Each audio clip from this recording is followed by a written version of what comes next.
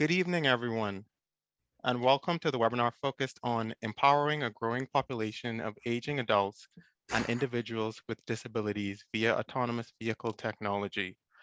My name is Jarrell Smith, and I am currently a transportation planner with BHB, and I'm serving as a co-chair on APA Florida's Equity, Diversity, and Inclusion Communities and Partnerships Subcommittee. Today's webinar will provide an overview of autonomous vehicle technology and the impact this technology can have on aging adults and individuals with disabilities. As referenced in the Zoom registration link, this webinar qualifies for 1.5 AICP CM credits.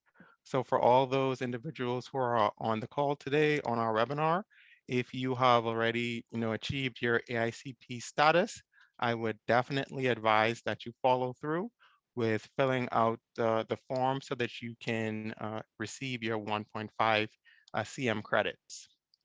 Could we move to the next slide?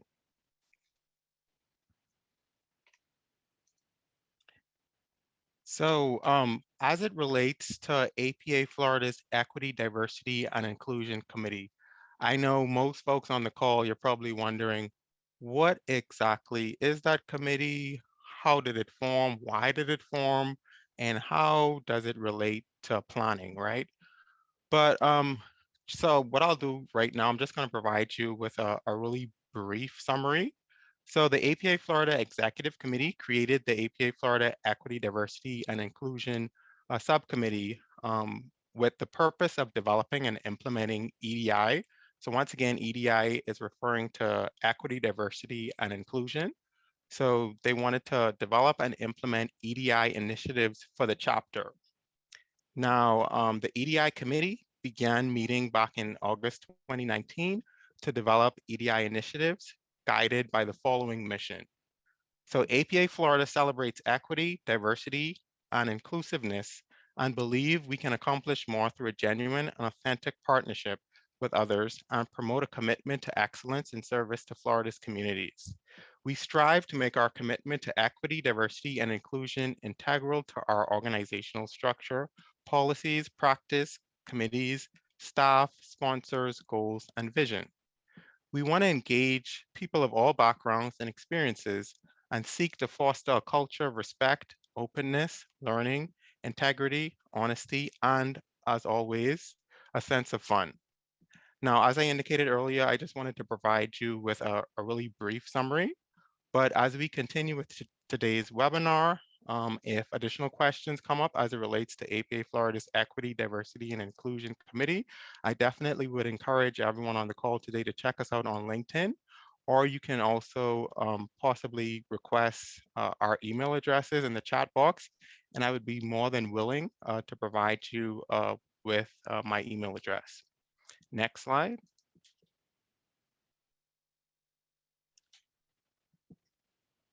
Now, as it relates to today's panelists, what we've all been waiting for, right? So first off, we have Roxanne Reed. She's a native of the Midwest. She's worked as a planner in Missouri, South Florida, and Central Florida. During her planning career, Roxanne has survived the 2008 financial crisis and recovery, and now serves as the Development Services Assistant Director for the City of Wildwood, Florida. Roxanne graduated from Southern Illinois University with an MPA in Public Administration. Roxanne has 30 years of experience in the disability arena, advocating for her son who has autism, as well as people with a variety of disabilities through the Special Olympics program. Welcome, Roxanne. Next on the list as a panelist, we have Eric Hill. He's a native of the state of New Jersey, has been employed in the transportation industry in the state of Florida since 1999. So on the cusp of, the new millennia, right? So that was an exciting time. I do remember 1999. Mr. Hill's career in the transportation industry includes progressively responsible positions with a transit agency, a planning authority, and a transportation research center. In his position at Metroplan Orlando currently, which is the Metropolitan Planning Organization for the Orlando urbanized area, Mr. Hill is responsible for planning and implementing TISMO strategies that use information and communication technologies to enhance the transportation network within the Metro Plan Orlando area. Mr. Hill received his Bachelor of Science and Master of Public Policy from Rutgers University. He is a 31-year resident of the city of Tampa, Florida. Next on our list, we have Ben Walker, who is a graduate of the University of South Florida. Oh, I wish that was University of Florida, but hey, at least he's still a graduate of a school within the Florida region. So I'll give him that. Okay, so he's a graduate of the University of South Florida and brings a comprehensive knowledge of the connected and automated vehicle industry. Before joining HNTB, Ben served as the Intermodal Systems Development Manager for the Florida Department of Transportation. While there, he was responsible for project planning and development, prioritization, along with the government and agency coordination for all modes. Once at HNTB, Ben served as the project manager on the Florida Department of Transportation's Automated Vehicle Support Contract, helping lead the public sector's role in connected autonomous vehicle systems, has also helped guide the safe integration of emerging technologies into infrastructure.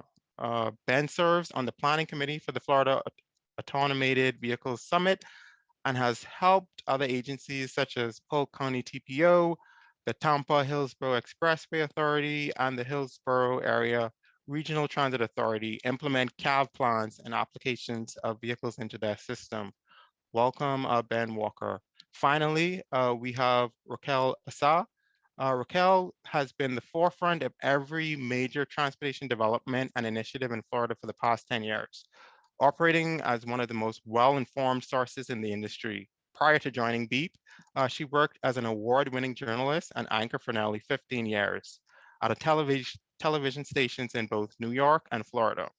Most recently, she was at WFTV in Orlando as the lead transportation reporter, covering every significant advancement and enhancement to the state's road infrastructure and growth in the autonomous vehicle industry. So I'm sure you all are quite familiar with Raquel's face, right? It was during her time at WFTV that she covered the launch and growth of beef, extensively covering the first vehicles launched in Lake Nona. In 2019, Racquel won the Citizen Transportation Advocate of the Year award by the Women in Transportation Central Florida chapter. In the same year, her name was entered into a congressional record during Asian American Pacific Islander Heritage Month as the nation celebrated and highlighted the accomplishments by Asian Americans who have strengthened our nation. Racquel holds a Master of Science degree in Broadcast Journalism from Syracuse University and a Bachelor of Arts in Philosophy, Politics, and Law. Once again, well, in this case, it wasn't a university from Florida, but hey, I'll let it slide. um, but welcome, Raquel. Really appreciate you all joining. And I would be remiss if I didn't mention my co-moderator, Corinne, as well. Corinne, she's currently with the city of Sarasota. Next slide, please.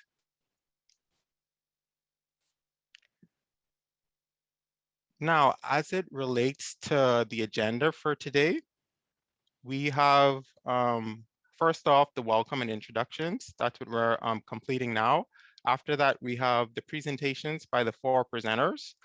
Then we're going to go into an exciting session on Twitter mining. I'm sure everyone's wondering what exactly is Twitter mining, but stick around and you'll find out. And then we're going to go into a Q&A. And then finally, we'll have some closing remarks and a thank you. And I just want to remind everyone during the Q&A session, you can use the chat function to submit your questions, or if you prefer, you can use the raise your hand feature to ask a question verbally. And then finally, we also just want to remind everyone that this is being recorded. So we just wanted to make sure that everyone is fully aware of the fact that this is being recorded. Next slide.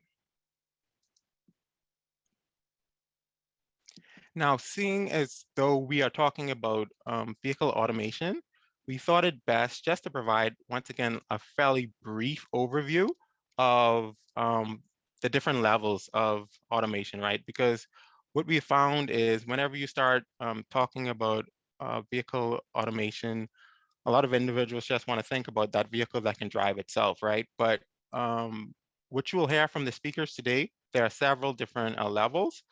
First off, you have the no automation, right? Then the other level would be the driver assistance. After that, we have partial automation. Now, with partial automation, I feel as though most of us would have vehicles that would have some level of partial automation, right? So I know for me, I currently have a Toyota RAV4, a 2019 version. I really appreciate that vehicle. I love the features, but as it relates to partial automation, I have the cruise control. I also have lane assist. That saved me numerous times when I'm working really late and for whatever reason, I probably should have taken another cup of coffee, but I didn't. So I really appreciate my Toyota RAV4 that I have. After that, you have conditional automation, and then high automation. And then finally, the one that everyone I feel likes to talk about is full automation, right? So full automation being, when you're thinking about just being able to get behind your vehicle, complete work without actually having your hand on the wheel, or maybe just going to an event and getting dressed while you're in the car. So that's what a lot of folks think of when they think of the AV technology side. Now, with that said, we can go to the next slide. And now for this, Corinne, she's just going to provide you all with an overview as to the why we're doing what we're doing here today. And so at this point, I'm going to turn it over to Corinne. Thanks, Jarrell. So as Jarrell mentioned, there's lots of conversation about autonomous vehicle, but today we really wanted to shine a light on how autonomous vehicles can really impact people with disabilities and our aging population. So just a couple of facts here. I won't go over everything, but as you can see, over 20% of people in Florida are 65 and over, and little over 8% of people under 65 have a disability in Florida. So it's really important that we can find a way to make sure that people still have autonomy and are able to have a sense of independence as they age and as they live their lives.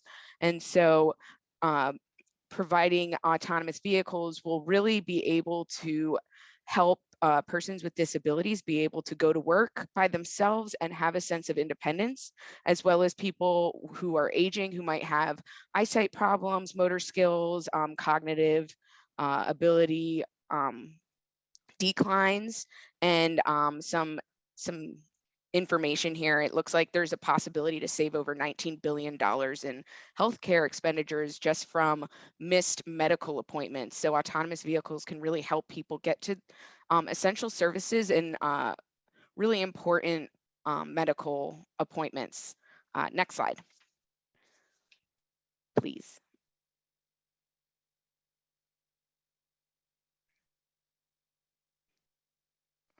So we just wanted to, in our next slide, just kind of highlight what is happening in Florida in the autonomous vehicle field at different levels. So planning, design and implementation, and operational. I won't go through everything, but you can see different areas in Florida as well as DOT are looking at ways that they can implement this infrastructure and these different systems in their cities or counties. In the planning section, in design and implementation, you look at different corridors that FDOT is looking at, like the I-75 Florida Regional Advanced Mobility Elements, FRAME in Ocala, and other areas. And in operational, it's very, you can see in small scale, in Gainesville, they have the signal phase and timing trapezium.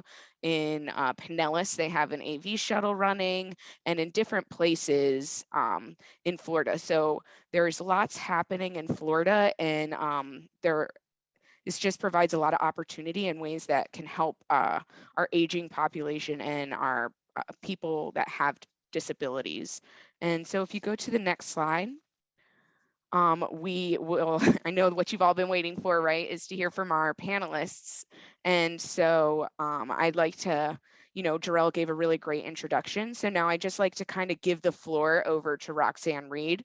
And so she can share a little bit about her experience.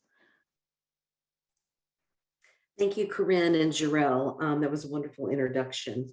I'm just going to tell you my story and how we have navigated the world of transportation for my son, who is 30 and has autism and does not drive. So we knew early on in dealing with this situation that we would have to live in an urban area where he would have as much independence as possible using public transportation. So we purposely moved to Orange County because of access links, and we knew that he would have access to go on a point-to-point system, which I'm sure you know, but I'll just quickly explain. They pick him up at home, they take him where he needs to go, and vice versa. So he works full-time now for Disney, and he does need that transportation back and forth. So he can, with Access Links, he has access to go anywhere within Orange, Seminole, and Osceola counties, which worked great for us pre-pandemic. There were times where he needed to use the bus. Sometimes if my husband and I were off work, we could take him or go pick him up. But there were times that we scheduled the Access Links to pick him up. Sometimes he would have to work late, and the bus usually waits about 15 minutes. If he was longer than that, then he would miss the bus. And of course, we'd have to, if he was getting off at 1 or 2 in the morning, we'd have to get up and go get him. And that happened occasionally, but not very often. Post-pandemic has been another story. The biggest situation we have found is the shortage of drivers. So one time they came to get him after we scheduled his ride, and they were 2 hours late to come to get him. So we knew he would be 2 hours late to work. So we immediately had to scramble and get another ride for him so he wouldn't be late to work. Usually that burden largely falls on my husband, who works 5 minutes from home, and his work is very forgiving, and they let him come and go as he pleases to be able to get Ben to work, which has been quite a blessing to us. One time we had to call Access Link and find out when he would be picked up, and we were told by the dispatcher that we were lucky to even have a driver. So that's how dire the situation has been for Links. We have tried to fill in those gaps with Uber, and that worked out pretty well until gas went up a couple of weeks ago to $4 a gallon. So there's one particular day we had scheduled him an Uber ride, and I could see that the driver had picked up the ride. I was looking on my app from work and could see that that driver was going to be there 30 minutes late.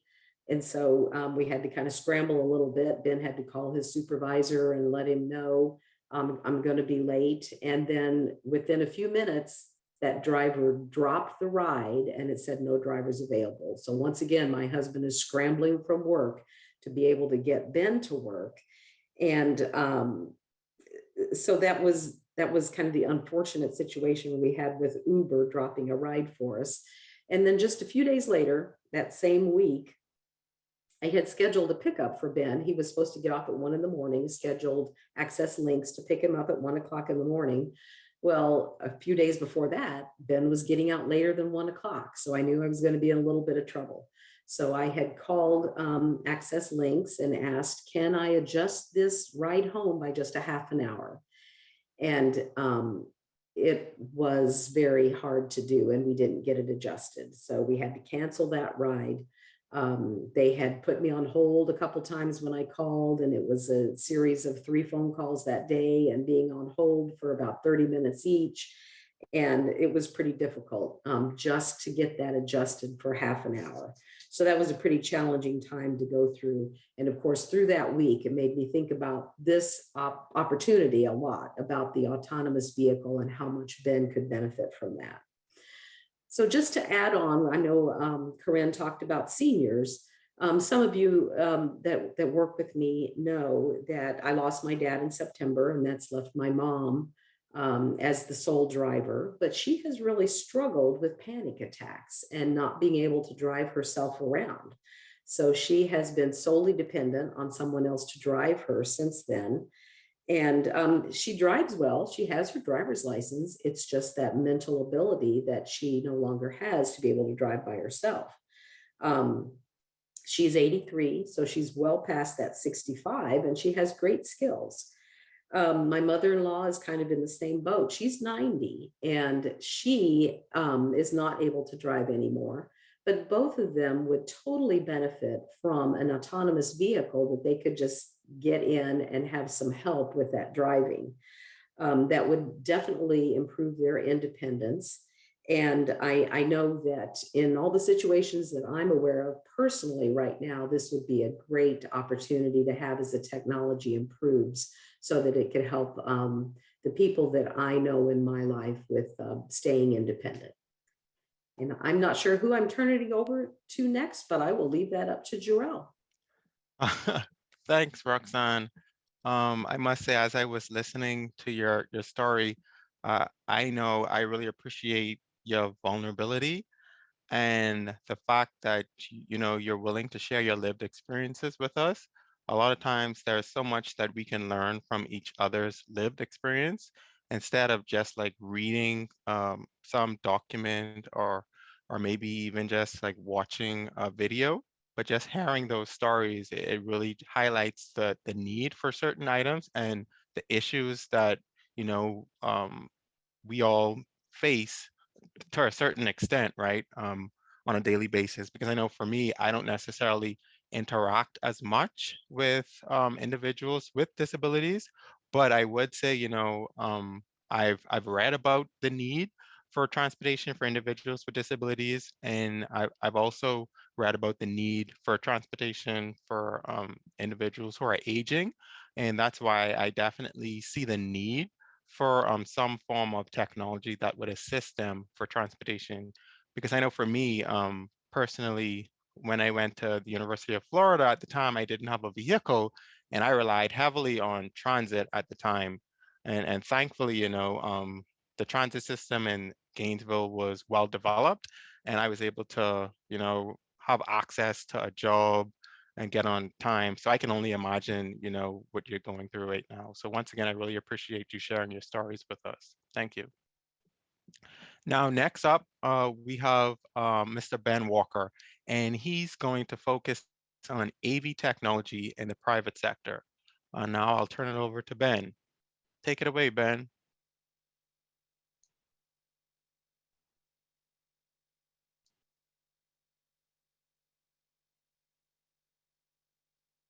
Oh, Ben, I don't think we can hear you at the moment.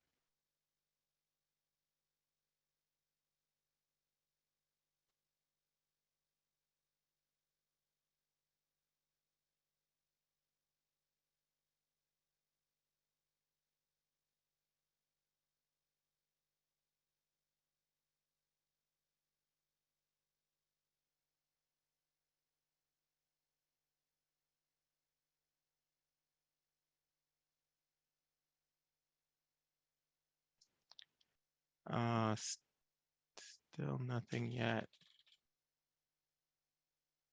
Well, what we can do while Ben gets started out, we can go to Mr. Eric Hill.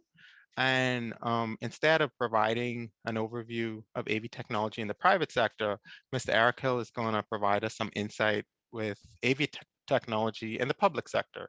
So now I'm going to turn it over to Mr. Eric Hill. Take it away, Eric. Good evening.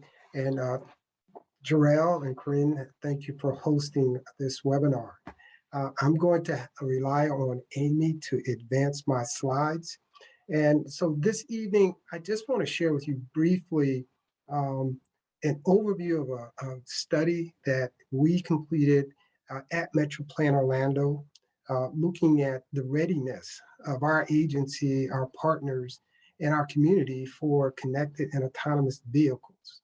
And then I'm going to share with you some early results from a Transportation Research Board study that I am chairing, looking at the impact of transformational technologies on the underserved communities, which include the age as well as people with disabilities.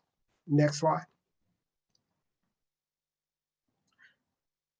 So as I mentioned, we completed a connected and autonomous vehicle.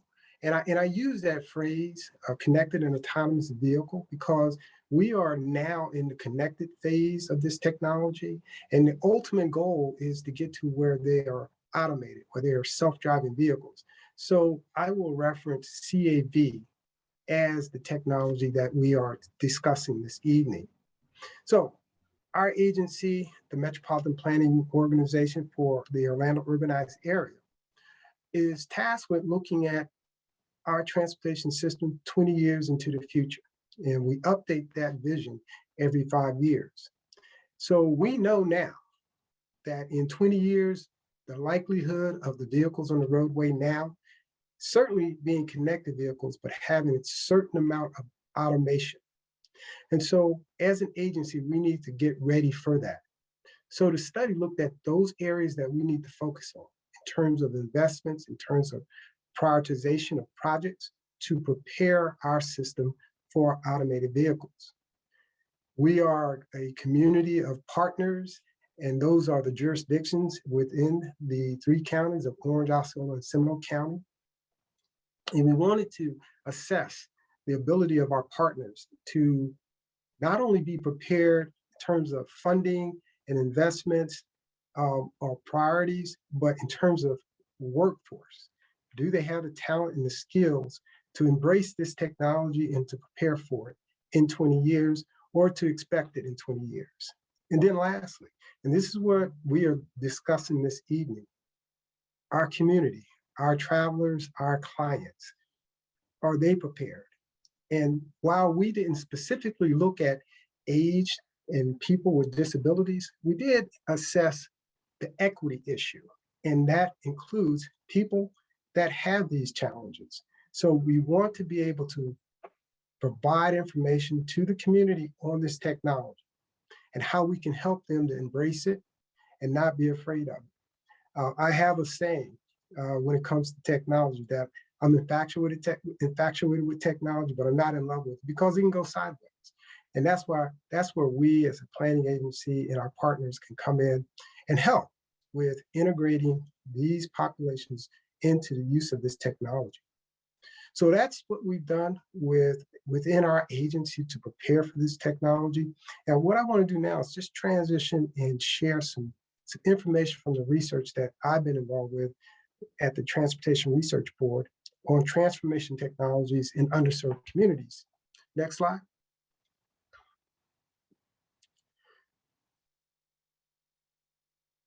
Some background. There's been a lot of changes in technology. Smartphone ownership and mobile bank accounts have increased, and there's been a challenge for the age population as well as those with disabilities to embrace this technology. Some data that's already available shows that over 40 million people are disabled, and 20% of those are without or with connectivity. However, they are challenged by the connectivity. Roxanne already discussed how her son will need to, and most likely have to embrace this technology as he continues to use transit and alternative modes of transportation. There's also a financial aspect of this that we often overlook. And using this technology in many instances, you do have to have some type of bank account because the services are not free. And so technology is usually how the services are paid for. So we have to account for those challenges that some of our seniors and some of the people that have disabilities will encounter. And what's most important with technology is counting people, counting nodes, if you will, and that goes into the planning process. And we need that data so that we can plan for the future. If we don't count you, then you're not part of the planning process. And we want to make sure we don't overlook the needs of these certain populations. Next slide.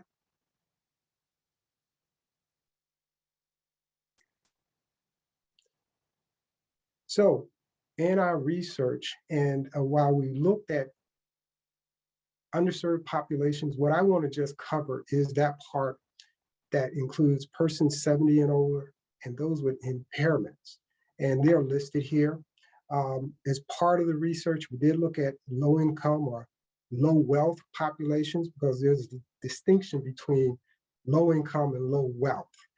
You can have high income but low wealth, and you can have low wealth but high income, or low wealth, high income, or high wealth and low income. So we want to make that distinction. But these are the categories that we want to just discuss this evening. Next slide.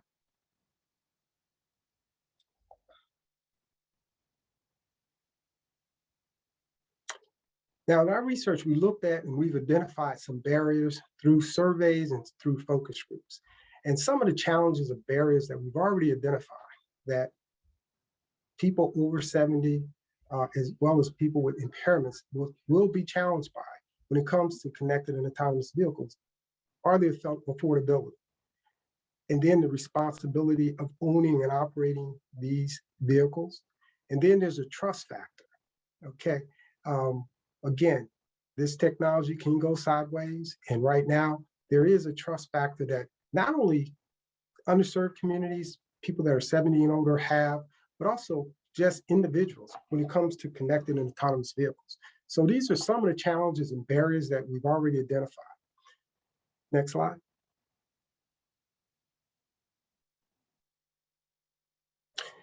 And through our survey and our focus group efforts, we've identified some of the positive traits that the technology does provide and how these two populations have responded to the survey questions.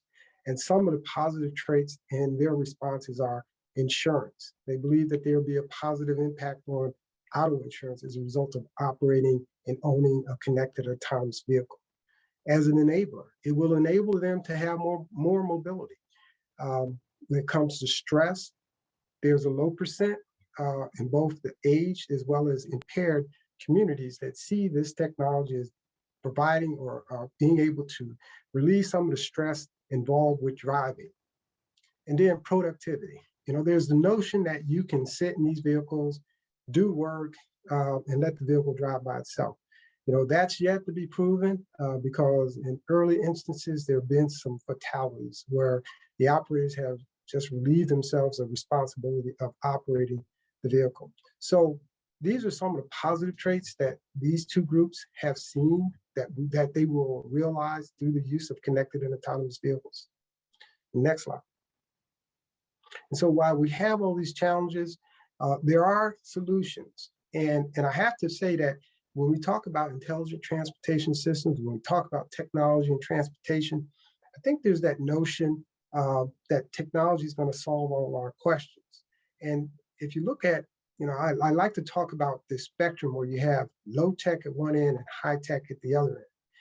And when we look at deploying technology in transportation, let's make sure that, number one, the technology is going to solve a problem or provide an opportunity. And so at the low tech end, some of it is just agreements and understanding. At the high tech end, of course, there's the input or the deployment of the technology. But when we talk about some of the solutions to these challenges that these two groups will have, is at the low tech end, education and awareness, on-demand human assistant via phones, smartphone-enabled car detection feature where the vehicle is communicating with the individual via smartphone. And then on-demand human assistance, just that human element. It's at the low end, and it's that human element that can help solve, at least in our research, what we've identified, solve some of the challenges that this technology is going to have for these two populations. And then I believe that is all that I have.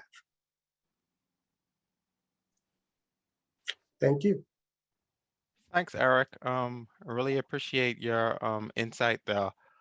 Two takeaways I got from your presentation is, you know, I really loved your phrase when you said you're infatuated with technology, but you're not in love with it. Wow, I think I'm going to use that whenever I'm presenting on technology now, and then I'll give you some credit.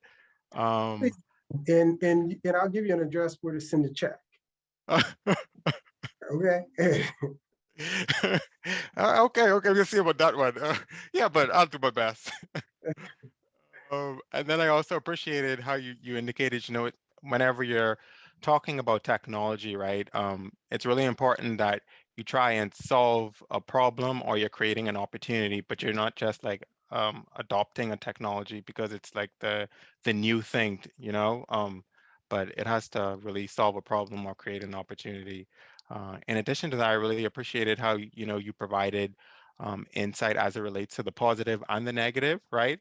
It took me back to my early days in undergrad when we were tasked with writing argumentative essays. And I always remember my English professor, she always told us, so whenever you're starting, it's really important to like have a really strong introduction, right? But in addition to that introduction, when you're writing that argumentative essay, you want to ensure that you have like a balanced approach. So whether you're pro something or you're against, you want to have like certain points that really highlight that you've thought about, the positives, but then you've also thought about the negatives as well. In addition to that, it reminded me of my time in graduate school at the good old University of Florida, go Gators, when I was writing my thesis. And a part of the literature review process, right, is, you're trying to highlight the limitations, right? And by doing that, you're also helping further research, right? So like whoever comes after you, they can be like, they can pick up your paper, they can pick up your document, your presentation, they can look at it, and then they can say, oh, well, how about we try and address this limitation so that we can improve the process? So I really appreciated all the wisdom that you just provided us. So way to go. Um, so that was once again, great insight from AV technology in the public sector. So now we can check in with Ben to see if his audio is a go. And then we How about can, now? Can you hear me? yeah, perfect, man. So yeah, so at this time, what I'll do, I'll turn it over to Ben Walker, and he's going to provide us some insight as it relates to AV technology in the private sector. So Ben, take it away. Great, thank you. I'll go ahead and go to the next slide. So the important thing from the private sector is we're not looking at a moonshot here. So much work has already been developed. If we were to take where we're at right now, moving forward, you'll already start to see a lot of AV technology from the private sector being employed into vehicles and different systems today, which will make that next big step where you can take a majority of your trips through an AV all the more possible. You're already seeing it with some of the systems like the Googles and the Waymos who've gotten permission to take that safety driver out of their robo taxis in areas in Arizona and San Francisco, which are probably some of the more challenging urban environments to drive in. Let's go to the next slide. So when you think about empowering populations through AV technology, the private sector is really and focused on three different areas where you can increase mobility opportunities for different populations. How can it provide a safety enhancement? And then how can they leverage that data to provide a better service? And when all those things are working in concert with each other, that's when you see the greatest benefit to the greatest populations, and specifically where you see the greatest potential opportunity for benefits to those aging populations as well as those with disabilities. Next slide. So let's talk about those mobility options and the empowering aspect that AVs can apply through mobility. Certainly you're seeing this in what's called in the industry as mobility as a service, or MOS. You're already starting to see this with the transportation network companies like the Ubers and the Lyft, and how they're applying different aspects of their service models. You know, when you ask for an Uber or Lyft, you have the different types of service, whether it's an Uber X, an Uber Luxury, an Uber Comfort, an Uber Eco. You also see those things that could potentially be applied for other needs as well. And this is kind of testing what those opportunities are from a pricing standpoint, because what Uber, Lyft, and even your car manufacturers like your Fords and GMs are struggling to identify is once things go AV and you necessarily can stop having a car but just ordering a car, how do you still maintain that brand loyalty? So how, when you're calling up an Uber or Lyft or maybe Ford Mobility in the future, you know, you call them up, they know that they provide the services that you need to get you to the place you need to go. So we're starting to see that mobility as a service being a potential opportunity for empowering mobility in the future. The next aspect is with vehicle design, as kind of the pictures on the slide indicate. You know, AVs don't necessarily have to take a traditional shape. They certainly can, like you see in the upper right, but it can also be kind of tailored to individual pods, or maybe the mass transit that you'll certainly see here in the bottom right corner, as well as Rachel will be talking about as well, or Racquel will be talking about. When you remove the steering wheel from the equation that an AV has the potential to do, really the opportunities are boundless, and I'll talk about that now with the next slide, in terms of opportunities to provide a different type of service. So the next slide, please. So what does that mean once you take the steering wheel out? What are the possibilities? Well, now, traditionally they might talk about a complete redesign of an interior of a vehicle, whether that's for business trips, maybe even sleeping. Or, can you have a mobile home now serve as not just your vehicle, but your home that is completely AV as well? And this really provides an opportunity to kind of take that plug and play aspect to how you think about mobility and you think about vehicle design. Can you demonstrate your needs? Hey, I need wheelchair access with my vehicle. I need to if I'm visually impaired, I need to be able to operate the vehicle, and they can send you those vehicles. So the opportunity to incorporate different components into vehicles and call exactly what you need to provide exactly the type of service that you're looking for really enhances mobility opportunity moving forward. Next slide. But it's not just, when we think about mobility, it's not just taking people to places, it's how can we also bring places to people or areas to people. Certainly we see the prevalence of online shopping growing even more and more, but how can this be applied to those with different mobility needs? Right now in Florida, the pictures that you see on the bottom, the FedEx and the Amazon Prime, those vehicles are allowed to operate on Florida sidewalks today. And so now you're enhancing mobility by bringing different opportunities to people. So you don't have to plan a 2-hour trip just to go to the drugstore, maybe for some medication. You can have that brought to you, or for groceries as well. UPS has already demonstrated in the Tampa area using urban air mobility, so using drones to deliver packages as well. How can that help those that have mobility challenges be further integrated into society and to better meet their needs in the future? Next slide. So when we're also talking about mobility, there's also ways to reduce congestion and not just provide the vehicle.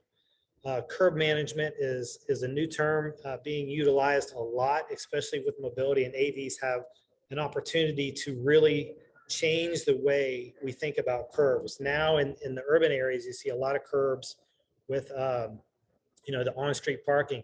Can we time that differently now? So with AVs, you have more pickup drop-off opportunities along the curbs, and you know exactly where you're going because of that connectivity that's possible through AV. So if you're more advanced driving age, you might be nervous of where do I park? Well, that equation or that part of the equation gets taken out if you're able to pre-program what's available to you, and you already can have that reserved in the future. A lot of expressway authorities are also thinking about, or toll authorities are thinking about, what does the future look like for AV only lanes? So you have enhanced mobility for, instead of being stuck in traffic, now you have AV only lanes where a traditional travel lane might only be able to process 2,000 vehicles an hour. AV only lanes, because they're being able to respond quicker than humans, you might be able to fit 3,600 or 3,600 vehicles an hour or more into a lane.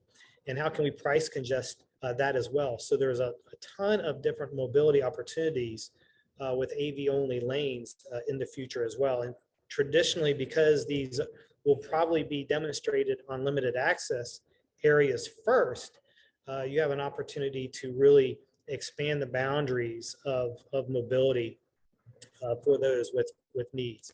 But we also don't want to think about just what's on the roads today. The AV industry is also looking at urban air mobility. And so literally it's the drones that can take people, from places to places.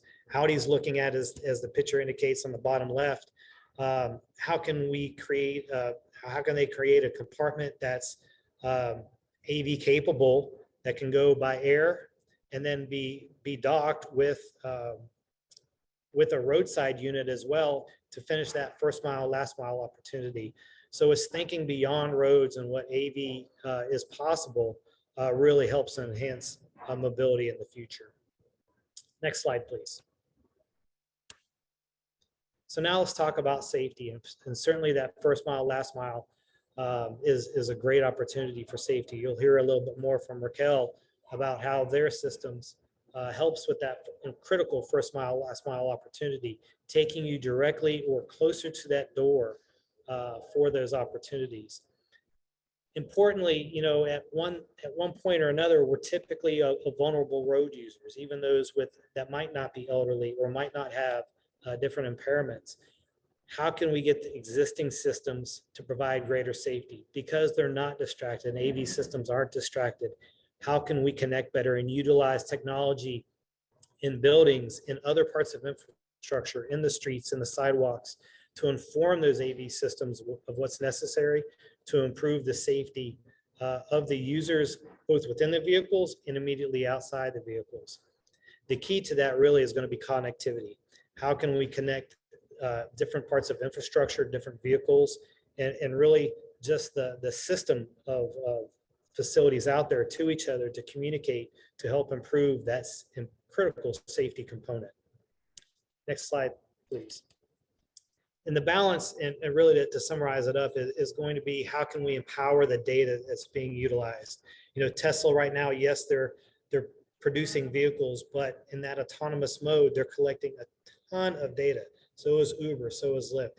How can we leverage that data to better provide mobility for the aging populations and for those with mobility challenges? The balance that we need to find of what that looks like in the future is, what does that look like in terms of available data for convenience and needs versus a privacy aspect?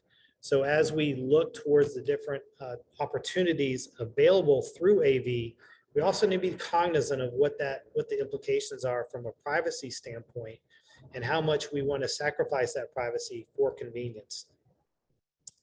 That's it of my presentation. Appreciate the opportunity and look forward to your questions. Thanks, Ben. Really appreciate the insight that you've provided as it relates to the private sector. So as it relates to your final slide, as soon as you started like really focusing on leveraging data, I immediately thought to all of our participants who are still in school, you know, if they're looking for a thesis topic, right?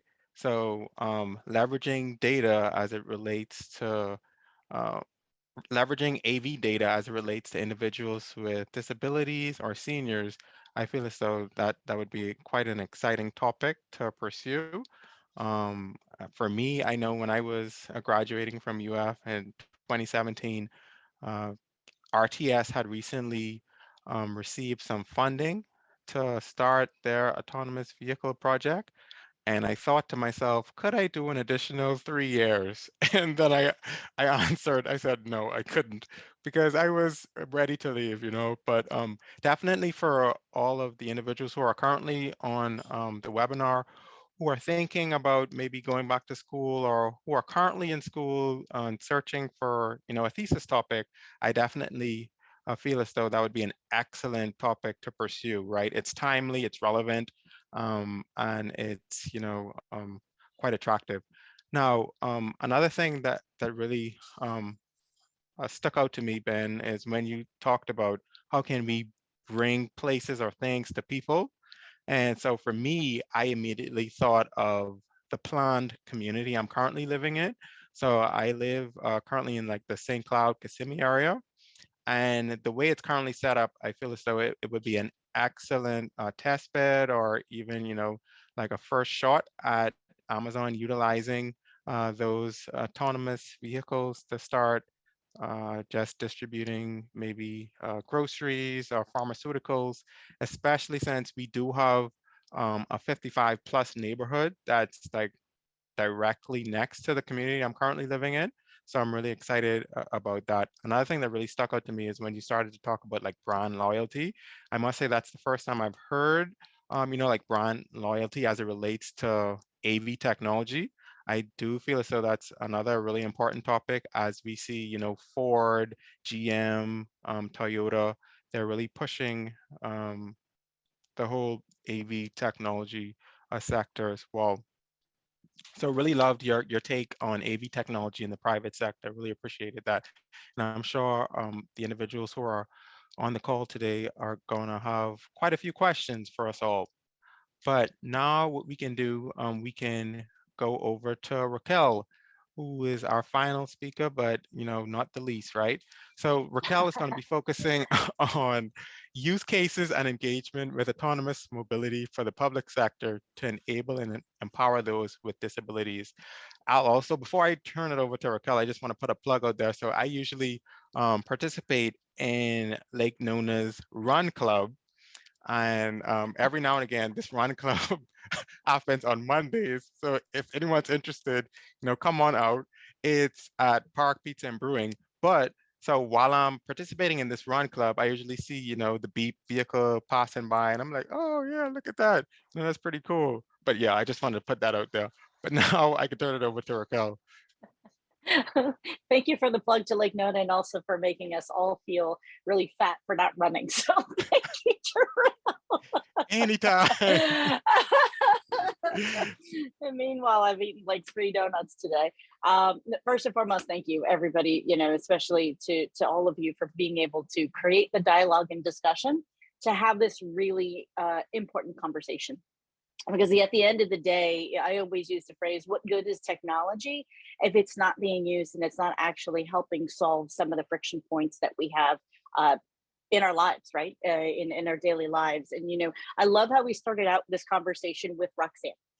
Because Roxanne, for us here at Beep, and for all of us, quite frankly, in the field of automation and transportation, whether it's human-driven vehicles or autonomous vehicles, we need a picture people like Diane, not Diane, Roxanne. My coworker's named Diane, and she just texted me here on my screen. We need a picture of people like Roxanne and her son, because at the end of the day, again, what we provide should provide a level of service for Roxanne and her son, because the big question is, what happens at the end of the day when we're no longer there to be able to care for those who need us, especially for those living on the spectrum, right?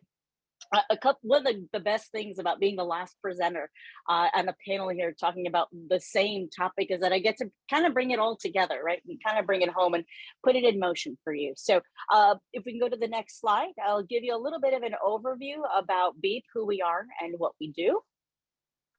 So Beep in a snapshot. If you haven't heard of us, Jarrell runs around Lake Nona here, so he's seen the Beep shuttles, but we're actually based here in Lake Nona. We started in Lake Nona. We put our first autonomous shuttle in service here about 2.5 years ago, and we're now running the largest and longest running autonomous shuttle fleet of one location in the country, right here in this advanced district within the city of Orlando with its planned community, Lake Nona, which is about 17 square miles. One of the reasons that Beep focused here first and has expanded throughout the state of Florida, which you'll see in just a moment, is because we knew the state had very friendly AV laws. It created the perfect environment for enablement where this technology capability is today. But we focused specifically on Lake Nona, this master plan community, because we wanted to focus on a geofenced area and some of those first and last mile use cases that Ben just talked about. And that's exactly where we know that this industry will be able to advance the fastest, because it operates in a controlled environment and in a geofenced area. When I say controlled, this is still very much an open community. We're operating on the same roads that you and I drive today. One of the reasons that we're geofenced is because we know we can ensure that level of safety that Eric had talked about, keeping that human in the loop at close distance within a certain confined area of our operation. So we are focused, obviously, as you can tell, autonomous safety. And that safety is driven by the software that we're developing and the services that we provide, quite frankly, just to put these vehicles on the road, to provide that service with a purpose model, to provide that level of connectivity for residents who live here and for visitors who visit here, and those who go to school here as well, or to the hospital, which is the Orlando Via Medical Center, which is one of our stop destinations and some of the 5 routes that we've tested here. But we're here for a reason, right? We're all here for a reason because we know that the future is going to be connected, autonomous, and shared. And again, what good is that technology if it's not helping those to enable that level of mobility equity, safer and sustainable autonomous solutions? Because at the end of the day, this is again going to be the future of transportation. Next slide, please.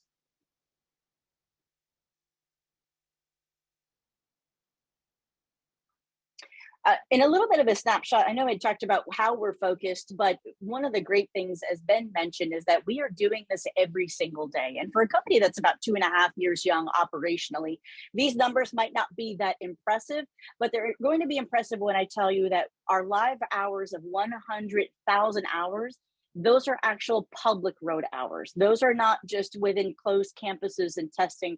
That is actually on the, again, public roads, navigating mixed traffic. And I should actually update this. Shame on me for being the chief marketing officer at Beat for not putting that number up to 86,000.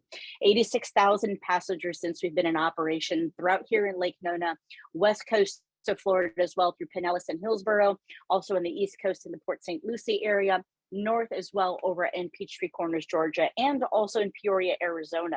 One of the panelists mentioned creating a level of mobility and connectivity for seniors, right? So as their need for mobility goes up, their access goes down. One of our projects actually in Peoria, Arizona, one of our logos here, with our partners, we're providing a circulator called Robo Ride Medical.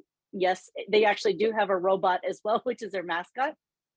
And it provides a medical circulator that provides access for 500 senior facilities to 100 medical facilities along the route. And it provides service roughly about 7 days a week throughout the day while those facilities are open. So any seniors can utilize that autonomous circulator for free.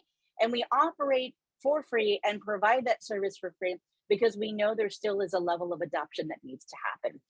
We want to make sure that people have easy and free access to it through our partners like the city of Peoria, Arizona, so people can come to experience and see how does this fit in their lives and how can they use it.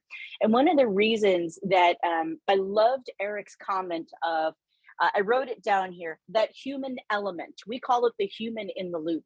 If you ride our shuttles today, whether it's in Peoria, Arizona, here in Lake Nona, or in Peachtree Corners, Georgia, or in Pinellas County, you will still have that person in the vehicle. And they're there for a number of reasons. Quite frankly, they're there to answer any questions and to welcome people on board, like Roxanne, to say, hey, please sit down, fasten your seatbelts. I'm going to take you guys for a ride. I'm going to let the vehicle do the driving for us. And we provide that first mile, last mile connectivity, again, within the areas that we serve. And those attendants serve as ambassadors to the community, but also to the technology. We're still at that phase where this is still very foreign to a lot of folks. I could tell you just sitting here within the shuttle, and I'll give you guys a little bit of a demo in a couple minutes.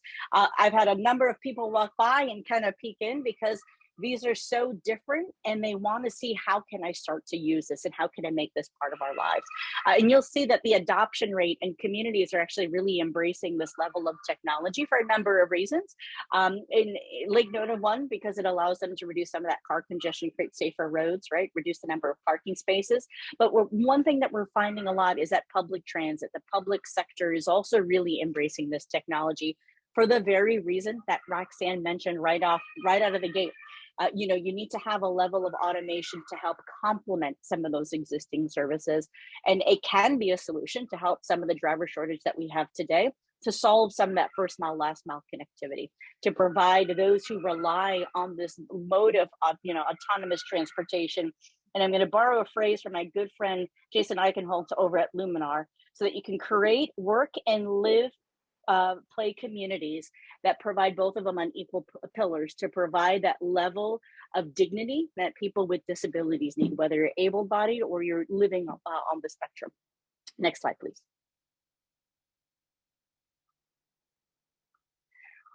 And we actually have a use case. A lot of people think that, oh, this is so far off into the future, you're not doing it. And I'm here to tell you today, we are doing it and we're being very successful, especially in the public sector.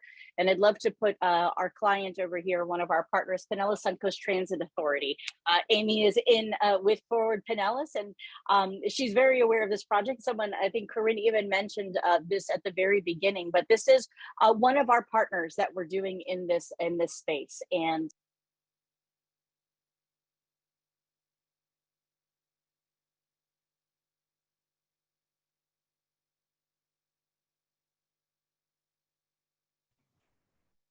Hi, Amy, did Raquel freeze? I I'm think back. she's reconnecting right now. Oh, Yeah, I'm back. I think someone was calling me on my phone, and I tried to disconnect and say decline, and I obviously hung up. So I was able to get back online. I apologize for that. So PSTA, Pinellas Suncoast Transit Authority, is one of our great partners that is really testing this technology to expose the community, is specifically the disabled community and first responders as well, to show them this is where the technology is today, but here's how we as a service provider, an autonomous solutions provider, take that information. We actually create disabled engagement days, ADA engagement days, where we invite those to come experience the technology, show them how to use it. But here's the important key. We take their feedback, because these are still test vehicles, and we know that there are going to be future generations of these vehicles. So who better to influence the roadmap of how these vehicles operate, look, feel, ride, than those who are going to use them, especially those who are going to be utilizing some of the onboard queue strength systems, some of the ramps, some of the vehicle configuration as well. So we create ADA engagement days in every single one of our project areas, specifically as well with our public transit partners. And PSTA has been effectively able to do this across 3 areas, which has been absolutely incredible. So first, we did it in St. Petersburg along the Bayshore Street corridor, Bayshore Drive along that redeveloped waterfront. And then also in Clearwater. Today is actually our last day of operations in Clearwater. And then we're next going to be headed to Dunedin. We're also going to as well engage the community and the ADA community to show how this service is going to be part of the community for the next several weeks. And I wanted to show you how we're actually engaging the community, because I thought it was really good for you to actually hear from someone we engage with rather than you hear it from me. So we'll go to the next slide, please. We'll play you a video.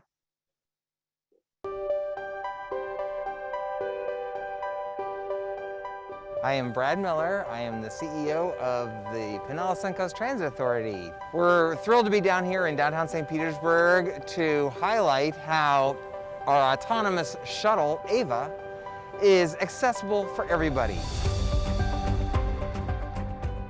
We're inviting people with disabilities or people using mobility devices to come check out Ava and highlight how it can carry everybody, and we want it to carry everybody. 100% of PSTA's buses are accessible, and so no matter where we go in the future with new technologies, it's very important to PSTA that whatever we do, we're accessible to everyone in our community.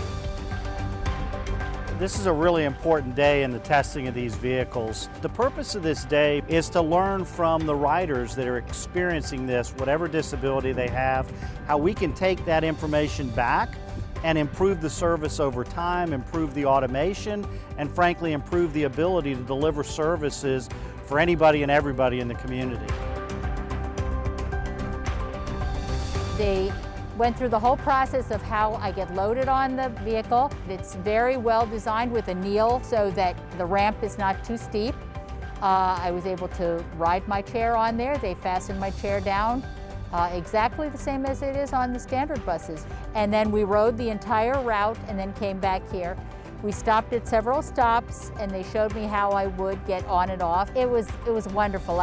10 out of 10. I felt very safe. They had me very well tied down and secured, and they had an attendant on board. They explained that the whole function of it is to be areas that are too far to walk, but not so far away that you would drive. And that was exactly what I saw from a chair, from a power chair standpoint. I could preserve my batteries by using something like this. I am 1000% excited about this. This has been a long time coming for us to bring autonomous vehicle technology to the beautiful streets of Pinellas County, Florida. Now, I was so happy to hear that Gloria gave a 10 out of 10. It is so important for people of all abilities to be able to experience public transportation. We have ramps that are deployed, and queue strength system on board to make sure all mobility devices are tidy. The shuttles also, make sounds, make a ding sound as it approaches each station. So we really want to make sure that this shuttle is accessible and usable for everybody. So I would encourage you to come try it out, and please fill out the survey so you can provide us with your feedback of your experience.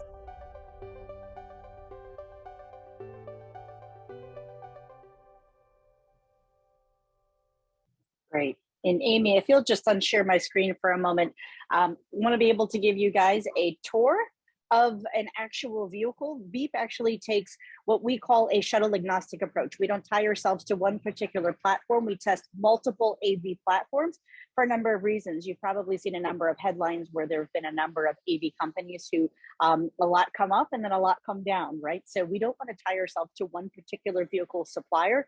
And that also helps us from the safety approach as well. The software that we are developing is going to be vehicle agnostic as well. So it can be used for all different types of AV platforms. And that's why we take that vehicle agnostic approach. It's one of those phrases that I always use. Our software is so good that we're going to be using it. We're developing it based off of every mile that we do on the road and that we use, that we travel on the road. So I'm going to do a little bit of some selfie action here. I think you guys can see it.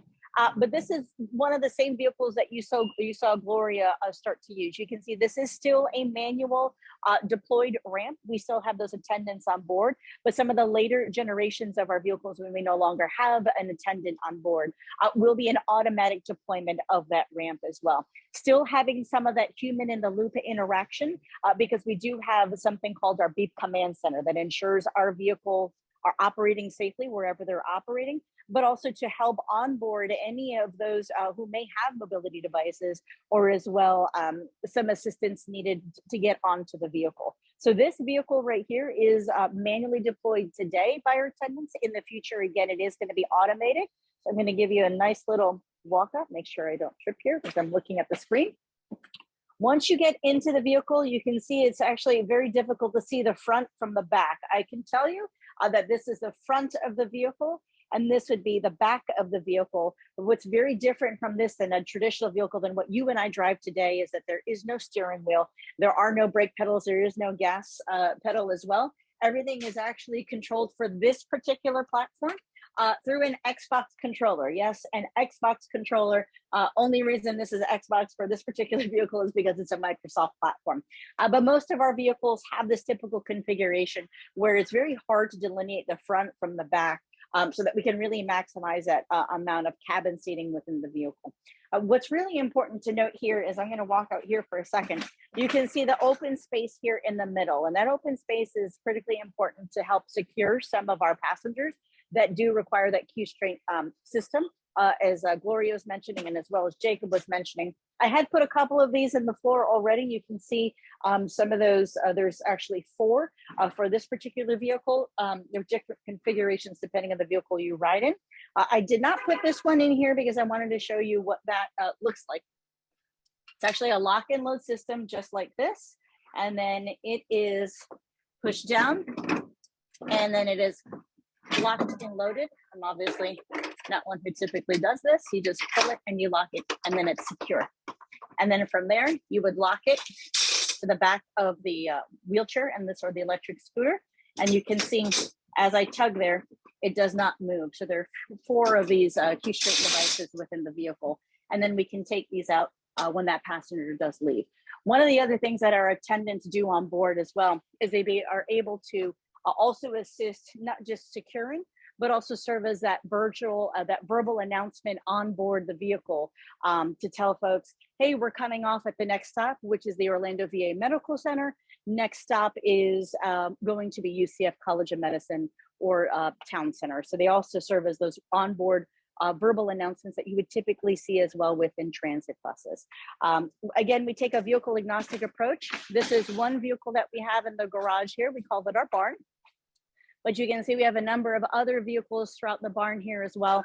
So we can test some other autonomous kits on some of the other vehicle configurations like this e-Lightning Motors van that we have. Then we have a number of other Navias as well. We also do have some locomotor ollie vehicles as well. We're in the process of trying to enable those, to put those on the road as well. And they have a similar type of configuration inside with queue strength devices and also deployable ramp manually still today, but again, automated in the future, especially when you look at our next generation platform that we're doing within a tier 1 automotive supplier called Ventiler and a proven international supplier for autonomous drive systems called Mobileye. We'll be putting those on the road, which will be FMVSS compliant. also have that ability to empower the disabled community, because it will have a larger cabin seating as well to enable those to get and load into the vehicle, much like you see here today with our current platforms. With that being said, I'll turn it over back to Jarrell and to the next part of the program. Thank you, Racquel. Really appreciate your time that you gave us here today. I loved the demo. I also loved seeing that parking lot again. It brings back a few memories of me there last week. So I really appreciate that.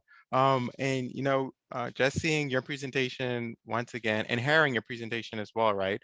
I really highlighted some common trends, right? So once again, you were emphasizing the importance that, hey, technology, it's really important whenever you're implementing technology that it's attempting to solve a friction point, right? So you're not just putting a technology in place just because, right? So a similar thing that Eric was communicating.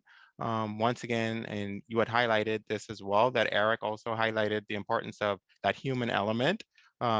If anyone knows me, they would know that I'm huge on the human element. I feel as though just, the personalities we bring, it really makes a huge difference, especially when it's compared to, a robot or some sort of technology, right? It's definitely one advantage that human beings will always have above technology. So I really appreciate that. And then a note, I didn't catch the quote you said, but I got the general concept about like maintaining the level of dignity for individuals with different abilities. I really appreciated that insight that you provided there. And then as it relates to the video, I loved it. I'm a huge fan of PSTA, I must say, even though I don't live in that region. I've met Brad Miller on numerous occasions. I appreciate his energy. He is quite forward thinking. He has great vision. And I feel as though he has a good understanding of the importance of transit and how it is needed within the community. So I really appreciate Brad Miller. Anything that he's in, gets 5 stars from me. So, yeah, even though, I'm in the Orlando area and I usually would take part in Lynx's service, but still, I got to give it to PSTA. Now, at this point, what I'll do, I just want to transfer it over to Corinne. And what she's going to do, she's just going to highlight briefly some tweets that we came across as it relates to AV technology and just to stir some conversation. So at this time, I'm going to pass it over to Corinne. Thanks, Jarrell. I just want to thank all of our speakers here today. Everyone provided just an excellent presentations, as well as provided a lot of new information and maybe reiterated some great points that some people already know. I think it's safe to say, autonomous vehicles, connected vehicles, this new technology is really exciting and it gets people jazzed. So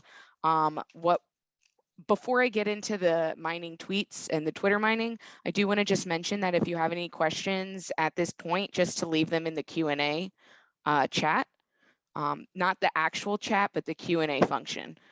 So what I'm going to do is kind of read some of these tweets to generate some alternative thoughts on autonomous vehicles, and then maybe just read some quotes that kind of align with them just to generate some open discussion.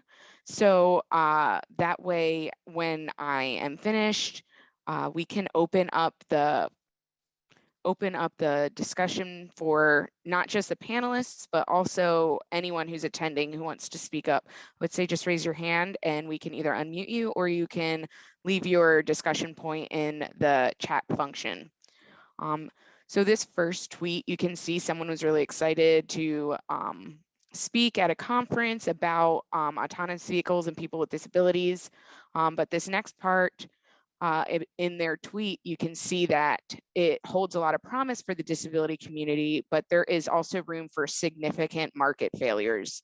And one of the quotes I wanted to read was, according to a 2016 survey by Kelley Blue Book, a car valuation and research firm, Only 9% of those aged 51 to 64 said they felt confident enough to travel in a fully driverless vehicle, compared with 38% of those aged 12 to 15. And so I think that's a really small percentage of a large community, that's 51 to 64, who are trying to benefit with these automated vehicles. And so I wanted to open up the discussion and kind of, I can position a question on what can we as the private industry or the public industry, as well as just citizens, what can we do to accomplish a higher percentage of people feeling comfortable and confident riding autonomous vehicles, and in the future, fully autonomous vehicles? I could start with that one, because this is clearly always something that it always bothers me a little bit with these surveys. And I think surveys are fantastic, right? We need to have them, because if we don't have data to drive, right, this level of understanding of autonomous vehicles, we need to have it. And I'm not trying to downplay it. One of the things, that BEEP always does, with every area that we go to, community engagement is high up there, in addition to safety, right? Because again, what good are the things that we're doing if nobody's using them and nobody's adopting them, right? I can tell you with seniors specifically, using the city of Peoria as an example, one of the reasons that they picked this particular type of use case, right, to test with these seniors connecting to medical facilities, believe it or not, is because the first time we did a project, it was the senior population in Peoria, Arizona, that adopted and embraced this technology the most. So they actually created their second project for autonomous vehicle testing based on their first pilot, was because of seniors saying, this is fantastic, I would use this. In fact, if you go to our website today, you'll watch a video of a bunch of seniors saying, this is amazing, I love it, I want to take it to the donut shop, right? They weren't even thinking about taking it to the medical facilities. The last thing I will leave with regard to those surveys is dig a little bit deeper, right? When you have these surveys, the surveys will say X amount of people feel this way about autonomous vehicles, but I can guarantee you the second question always is, have you ever taken a ride in an autonomous vehicle? And the answer, 10 out of 10, is always no. So the people who always have a fear about autonomous technology have actually never experienced a road in autonomous vehicles. And after they ride it, they feel a lot better about it, because that fear no longer exists. And I can tell you, when we did our project in Yellowstone National Park, that's exactly what we found. Roughly about 60% of the people who took the survey said they didn't feel safe, or they felt not comfortable with it, but that was pre-ride. Post-ride, that number jumped up to 90% to 95%, because they knew, had an experience, and the fear no longer existed. So if for those who are going into the autonomous vehicle industry, experience it first. And if you haven't, experience it before you make a conclusion on whether or not you think it's safe or not. So that was my soapbox for the day. I promise I will no longer step on it. So Racquel, if I could just build on what that third question might be, it's, if you're nervous about autonomous vehicles, that third question is, are you nervous about mobility or being able to drive in your later years? And if they're nervous about being able to get to where they need to go, have access, maintain that same level of mobility as they age, the answer is going to be yes. Autonomous vehicles is a part of that solution. So completely agree with you about how education and exposure is a very critical element to bridge that gap. Hi, Green, this is Eric, and I have my camera on, but I don't see myself, so that's okay. We can see you. Oh, okay. So as I understand this question, the market failure part of it, as I understand that, the way that these technologies will first roll out, they will roll out in a way where these companies can profit. And so the profit, the target audience are those that can afford it. Yep. And that goes back to some of the findings in the research that I presented, affordability, responsibility, and trust. So it's going to go to those that can afford it first. And those that are on the margins, such as seniors, people with disabilities, those vehicles will need some form of modification or enhanced capabilities to serve these riders. And so as I interpret this question, it's the market failures are at the beginning, but as the technology starts to become more engaged, refined even, because those earlier versions, like the earlier versions of Tesla models, they're different than the ones that are coming off the assembly line now because they've been refined. And that's part of Tesla's model is these vehicles they're devices that are collecting data and they're improving on how they operate, but they're also improving on how the other vehicles operate and how future vehicles operate. So the market failures will probably occur at the beginning, but as we become better and better and we have more and more practice, we'll be able to modify these vehicles. We'll be able to develop other devices and capabilities that will make these vehicles convenient for people that have, disabilities, people that are, 70 plus, as I stated in my research. So that's how I interpret that question.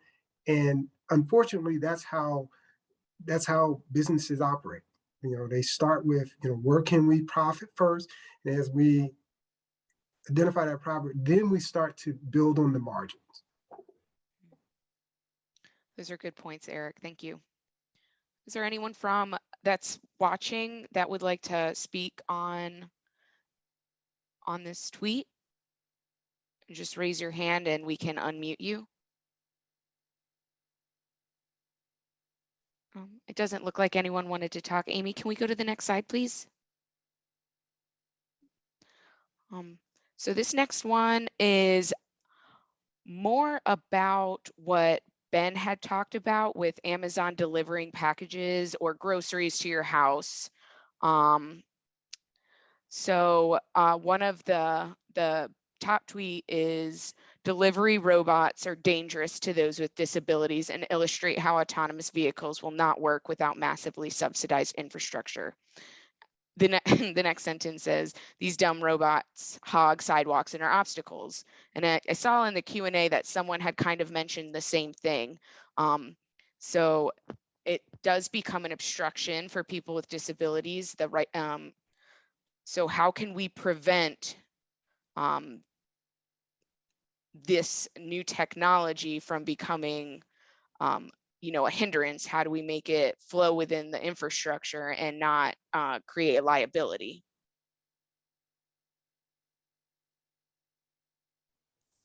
I think it all goes back to redefining how we design corridors. There's that recent emphasis on the bicyclists, pedestrians. And so, before it was maybe a 4-foot paved shoulder was good enough. And now we realize that's not good enough. That doesn't provide the safety. So you're getting these nice buffered bicycle lanes. Should those delivery vehicles be shifted off of the sidewalks and onto those buffered bicycle lanes or something similar in the future to avoid that occurrence of conflicts with pedestrians or those with wheelchairs? It's completely rethinking how we define infrastructure, and the corridor is going to be important. And we can't limit ourselves to how we've known transportation in the past of a pedestrian, a bicyclist, a person in a wheelchair, and a vehicle. It's going to be more. We need to rethink of how we accommodate that more in the future.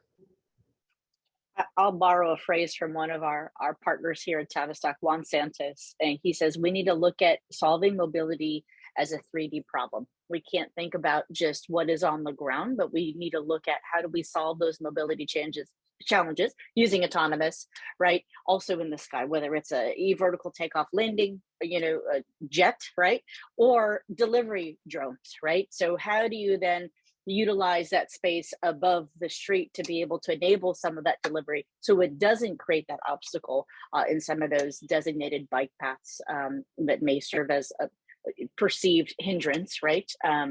For those utilizing some of that infrastructure, for microtransit, or whether it's, cyclists or, like Jarrell, who's running on the sidewalk, right, with his running club.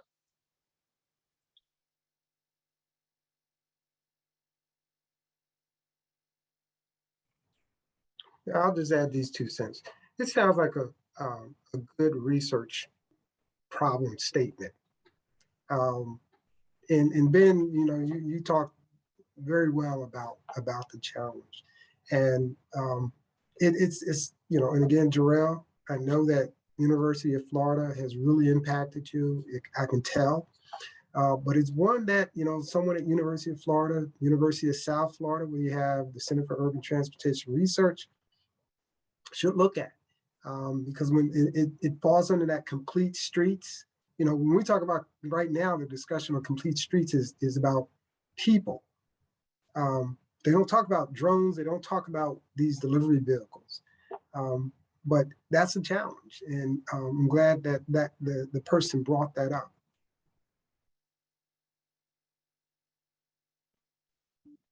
Roxanne, did you want to add anything?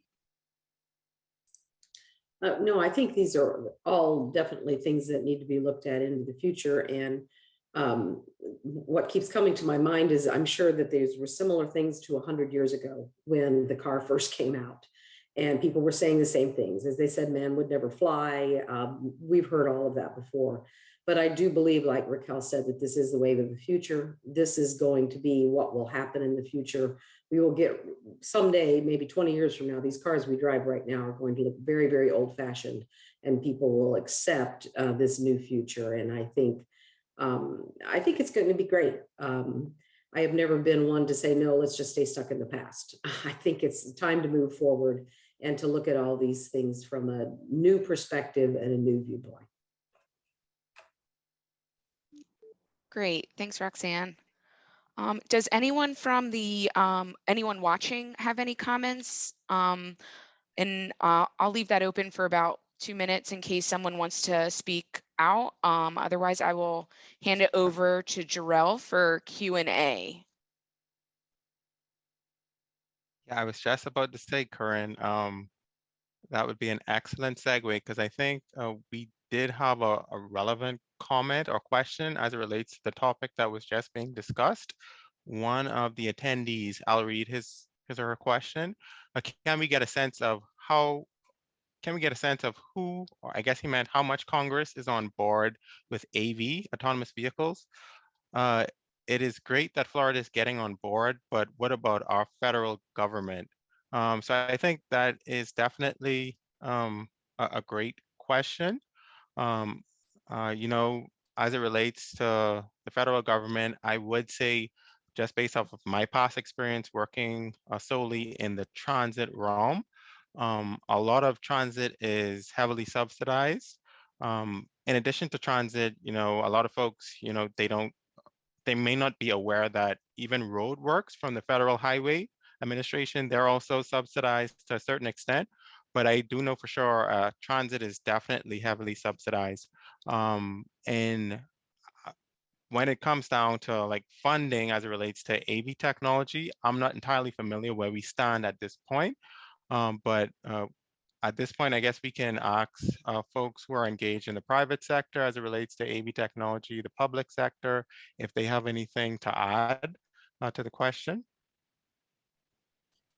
Sure, I'll take the first stab at it. So from a public sector from Congress, actually the new administration from USDOT recently came out and said that they're going to be looking at this more. Federal government in general has been a little bit behind the private sector in terms of legislation and policy that matches the abilities of the technology. And so what the private sector has come forth and said is, hey, we understand you have the big picture in mind here. It's all about that risk register, right? What risk is the private sector willing to take on, and what risk is the public sector going to allow the private sector to take on? Because at the end of the day, the public sector's responsibility is still to provide a safe transportation network, and that risk register is different, and it's finding that right balance. So I'm not sure how much of a funding issue it's going to be, because I think that's going to slow down things tremendously if you're waiting on funding from the federal government. It's going to be more from a policy standpoint and making sure that the federal policies are common throughout. So if a company looks to deploy something in Florida, they have confidence that they can also to deploy it in Georgia or South Carolina, because at the end of the day, they're a business and there has to be an economies to scale to how they deploy and when they deploy. So that's why you see, areas in like San Francisco and Phoenix, Arizona, and Florida testing it first to see that they have that scalability to their systems that can be deployed elsewhere. Yeah, yeah, thanks, Ben. Those were excellent points. And as soon as you started talking, I thought about the whole chicken or egg scenario as it relates to technology and policy. A lot of times, policy development, it tends to lag a bit, and there are some advantages and disadvantages to that, right? Especially considering that, if it's a new technology and we're asking individuals to create policy, how would they go about creating the policy if we don't necessarily know what all is involved as yet? So it's definitely, a difficult scenario to traverse. So I really appreciate your comments there. Another thing I started to think of, going back to my experience as it relates to, just the Federal Transit Administration, I do know, like FTA, they usually like really push and encourage innovative projects as it relates to technology. One competitive solicitation I'm thinking of that usually comes out on an annual basis, it's called the Sandbox solicitation. And so they're usually trying to welcome some form of innovation.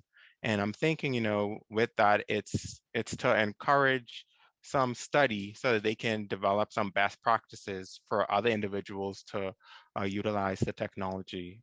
So just wanted to put that out there. Do we have any additional new questions that are coming through? I do know we had a few other questions that came Yeah, as it we looks. had, yeah, as we had our presenters speak. So at this time, just for the benefit of everyone, what I can do, I can read off the questions, and then I can provide the answers that were given by Ben and Eric.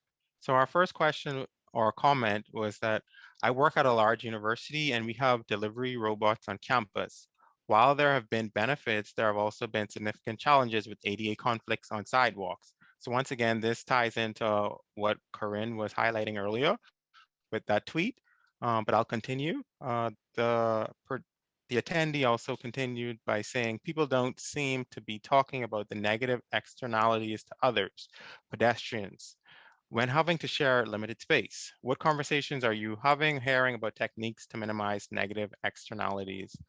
And so Ben provided an excellent response, really appreciate that. Ben just said, and Ben, I'm not sure, do you wanna, tell everyone your response at this time? Or I can do it for you. So that's not a problem. So Ben indicated that, Sorry, I just know I have bad audio here. Oh, okay, yeah. So I can do it for you. So Ben provided a response, and he just indicated that it's a great question, and he think that it proves the point that we need to rethink our infrastructure design. So once again, going back to what Racquel had indicated earlier about thinking about mobility from a 3D perspective, right? So not just focusing only on the ground, but are we going to utilize the space above? So I just wanted to highlight that. But Ben also continued by, explaining for years, vehicles took priority, as we all, know, especially when it comes down to parking and the way development occurs. Because if you take a transportation planning course, I definitely would say it changes the way you think of spaces, right? So for me, when I took my transportation planning course, and when I visit commercial institutions now, and I see the amount of parking that's allocated just for these cars, I started to think to myself, what could we have done with that land had we not just focused solely on providing a space for cars? But so I digress. That's my little soapbox as well. But I'll continue with what Ben Walker commented on. He also said, with the advent of these types of technologies and their re-emphasis for other modes, we can rethink how we design corridors. So once again, just going into what I was talking about, transportation planning, rethinking urban design. So really appreciate that question. Another question we got It was in relation to equity, right? So it says, it's also an equity question as people who are navigating on the sidewalks need space too. Once again, really appreciate that question. This is like the core focus of today's webinar. You know, asking those questions, how are we involving all users, right? And so Ben, once again, really appreciate your response. You just highlighted that, hey, you know, we need new rules of the road, right? And I'll elaborate on that. I feel as though in addition to new rules of the road, and I think this is what you're getting at, it's like we need somewhat of a new culture, right? So like a reset, trying to let folks know that, hey, you know, it's okay for individuals to have access to the sidewalk so that they can, you know, traverse as needed. But once again, thinking of, okay, that 3D space, what about the area above, right? So that's that. Let's see, did we have any additional questions that came through? Okay, we also had another question along the similar lines as it relates to a pedestrian. So how do you connect a pedestrian to an AV so that they will be seen? So Ben, once again, you provided a great response. Ben just indicated that first, most AV systems use LiDAR. And I'm not sure if everyone's familiar with LiDAR. So Ben, do you want to elaborate a bit? Sure. So LiDAR is kind of acts just like radar, but using lights instead. So it takes a 360-degree view, you know, bouncing light out and coming back to define what objects are. And once it has those, that outline of what an object is, based on knowledge and experience, it can classify those. And what you see, you know, transportation network companies do that are using LiDAR is they literally invest millions of hours sorting and classifying what these different opportunities are, so that they literally, it puts them in their memory bank. So if it comes across that again, they can sort it and say, okay, I know that's a pedestrian, I know that's a parked car.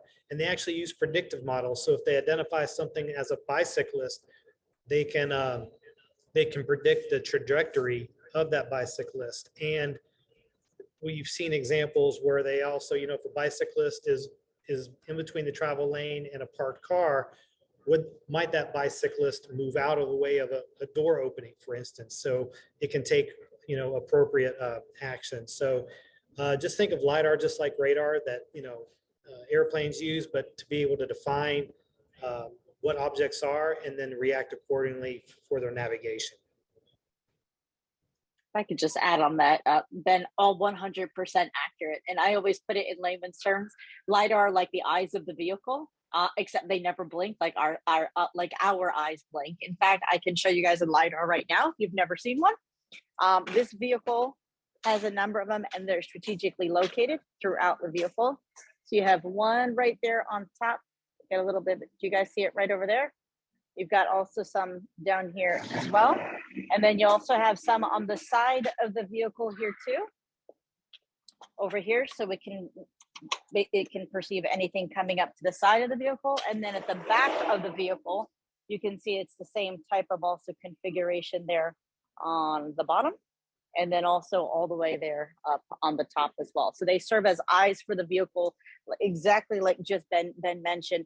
And it shoots out like hundreds of thousands of lasers and identifies that, so that if anything comes within the path of the front of the vehicle, I call this the zone of tolerance, right? So if I'm walking and the vehicle is coming and I'm standing right here in front of it, these sensors throughout the entire vehicle and the radar are going to perceive me, and then that's going to define the vehicle and tell the vehicle to stop. Awesome. Thanks for that great demo. Once again, Racquel, really appreciate that. At this time, we want to open it up just in case anyone wants to unmute themselves and ask a question. Just give everyone a few seconds. But while we're giving everyone a few seconds, Racquel, I noted that you made a mention of a case study that you all did in Arizona. Is it published as yet?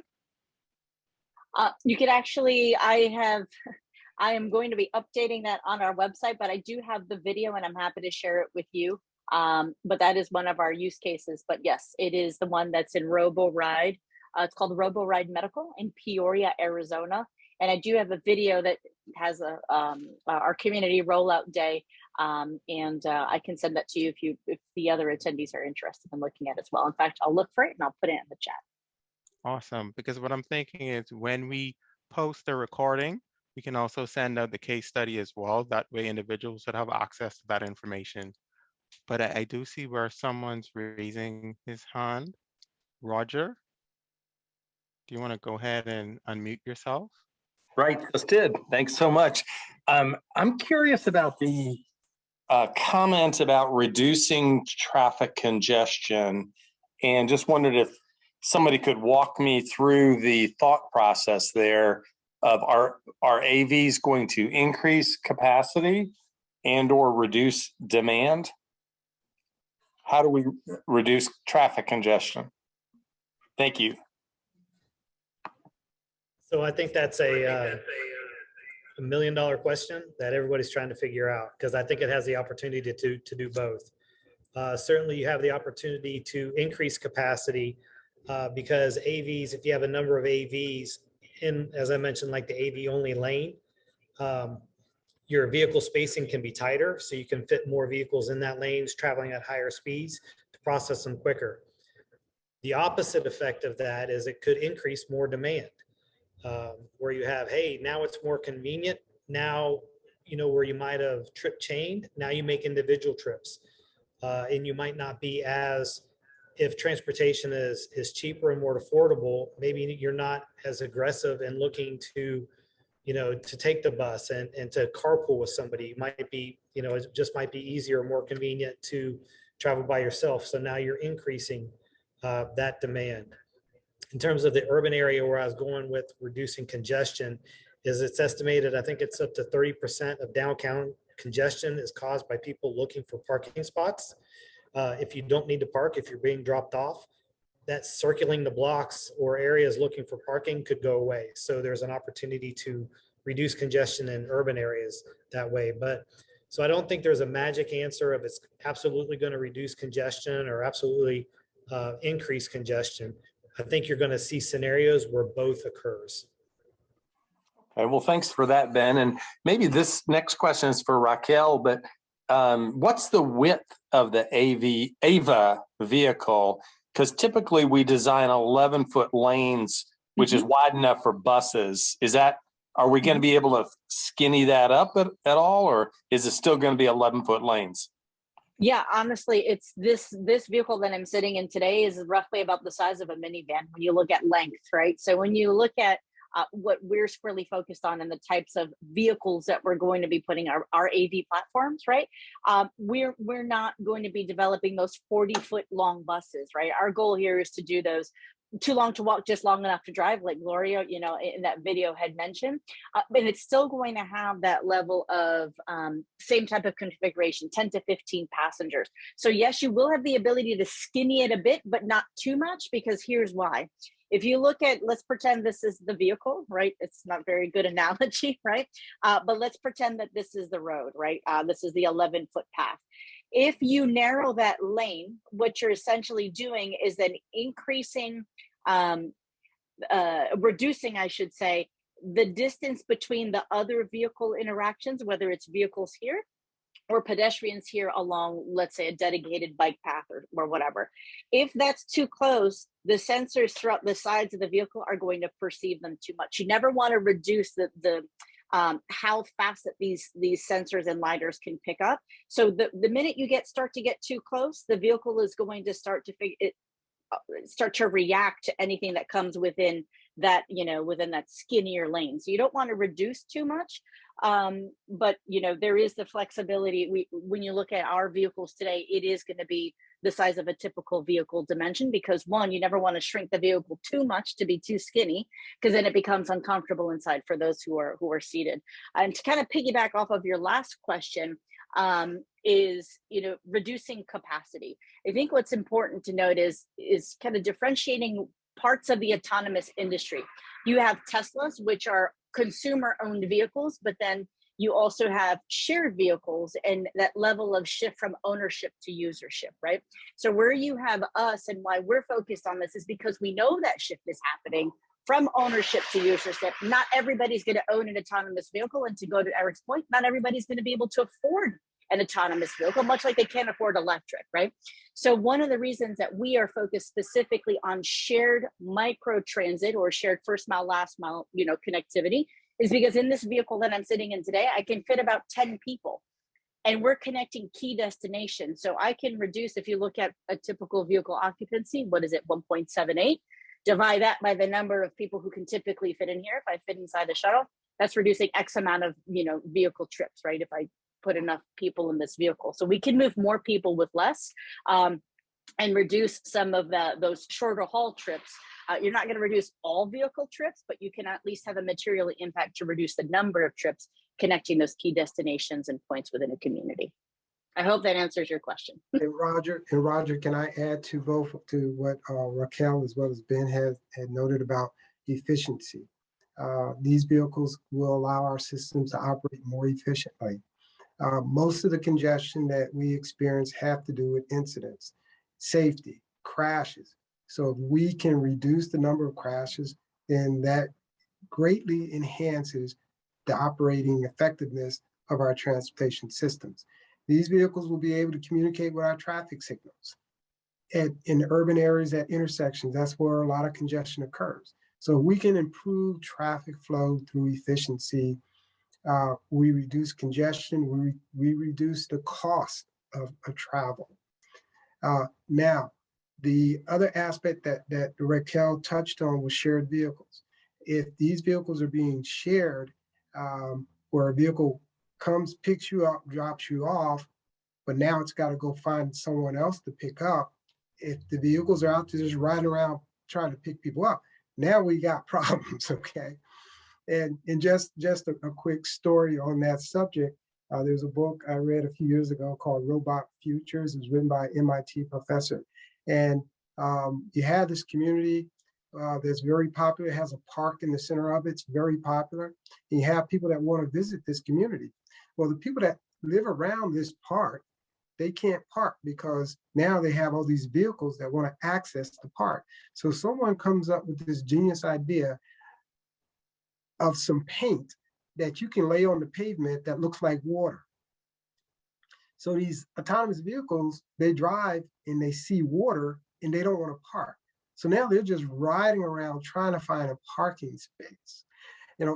Those are some of the aspects of this technology that we still have to figure out. It's not something that is going to be solved certainly in the next 10 years.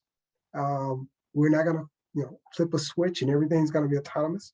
It's going to be gradual. It's going to take us a while. We're going to trip up along the way. Well, that's where we learn lessons and we improve on the next version of it. Thanks, Eric. Thanks, Racquel, and thanks, Ben. Really appreciate the comments, and thanks to Roger as well for the question. Quite insightful. At this time, what I'll just turn it over to Corinne for closing remarks and a brief thank you. Yeah, I wanted to thank everyone who spoke today. Your presentations, again, were fantastic. You brought up some really good points and generated a lot of great discussions. I did want to thank everyone who participated today. Your interactiveness really did make this session, better than it could have been if you didn't participate. And so, like Amy said in the chat, please do not forget to fill out your CM credits if they apply to you. This session, like Jarrell said, is being recorded and will be put online. We will send out the recording and any answers to questions that weren't responded to at this time. Please make sure to look us up on LinkedIn and join our group so you can learn more about the equity Diversity and Inclusion Committee and the events that are happening in the future. So again, thank you, and have a great night, everyone. Bye.